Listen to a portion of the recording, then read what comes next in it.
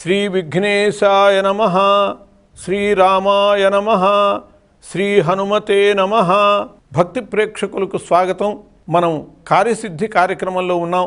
కార్యసిద్ధిలో భగవద్ అనుగ్రహం వల్ల మనం ఏ విధమైనటువంటి ప్రయోజనాలను పొందొచ్చు అని చెప్పి అనుకుంటూ సర్వజన సమ్మోహ శక్తి, సర్వజనులను మోహింపజేసేటటువంటి శక్తి, ఆ సిద్ధిని గురించి మనం తెలుసుకోబోతున్నాం.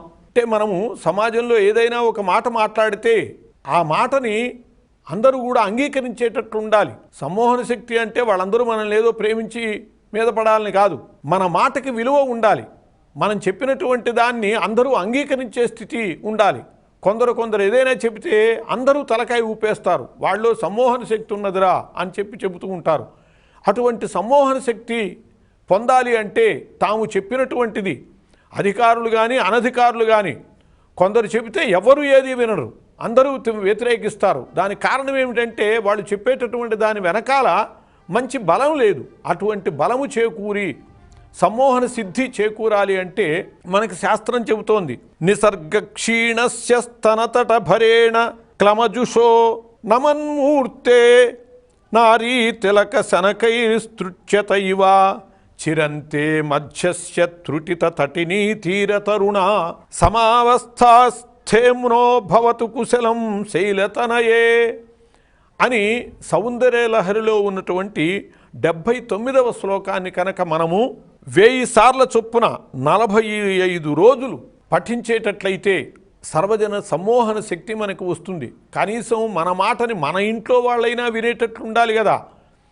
ఏం మాట్లాడినా అందరూ తిరస్కరించేటటువంటి పరిస్థితి ఉన్నటువంటి వాళ్ళు, ఏది మాట్లాడినా వ్యతిరేకత వచ్చేటటువంటి వాళ్ళు ఈ రకమైనటువంటి సాధన చేయటం వల్ల సిద్ధి ఏర్పడుతుంది. కార్యసిద్ధిలో అమ్మా గిరికన్య శైలతనయే, ఓ గిరికన్య నారీ తిలకమా, స్వభావం చేతనే బాగా కృషించి ఉన్నటువంటి నీ సన్నది అయినటువంటి నడుము ఉన్నదే, అది నీ స్తనముల యొక్క భరం వల్ల బడిలిపోయి వంగినటువంటి ఆకారం కలిగినటువంటిదై మెల్లగా తెగిపోతోందా అన్నట్లుగా ఉన్నది. ఎట్లా ఉన్నది అంటే ఏటిగట్టున చెట్టు ఉండి ఒడ్డు విరిగిపోతూ ఉంటే ఏ విధంగా ఆ చెట్టు పడిపోతుందేమో అన్నట్లుగా ఉంటుందో అట్లా చాలా సన్ననైనటువంటి నీ నడుము ఊర్ధ్వభాగపు భారం చేత అలా వంగిపోతూ ఉన్నది.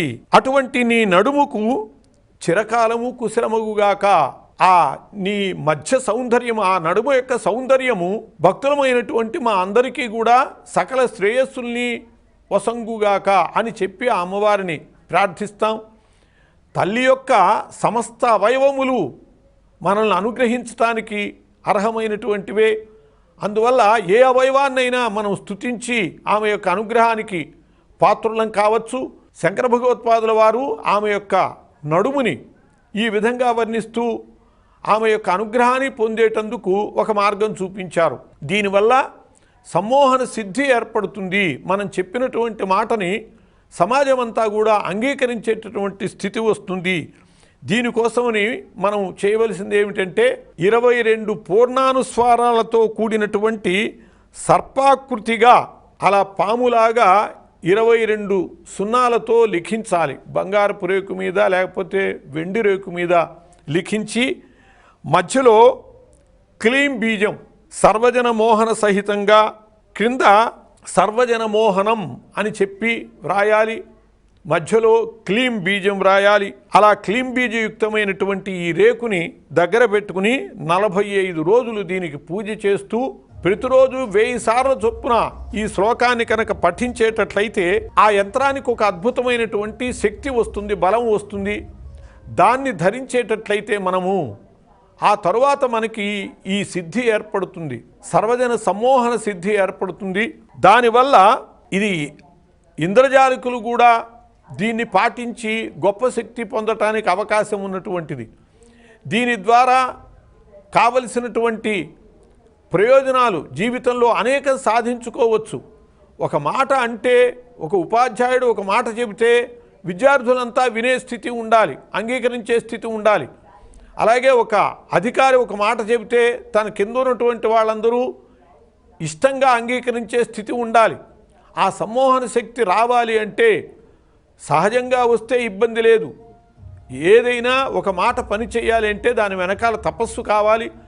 అటువంటి తపస్సు మనకి జన్మాంతరంలో లేకపోతే ప్రతి చోట ఏది మాట్లాడినా దానికి ఎదురు వస్తూ ఉంటే ఇటువంటి దాన్ని కనుక మనం సాధన చేసేటట్లయితే ఆ సమ్మోహన సిద్ధి ఏర్పడి మన మాట అందరూ కూడా చక్కగా విని మనకి గౌరవం కలిగించేటటువంటి పరిస్థితి ఉంటుంది. అటువంటి అమ్మవారి యొక్క దయ వల్ల ఆ ప్రయోజనాన్ని పొందాలి. స్వస్తి.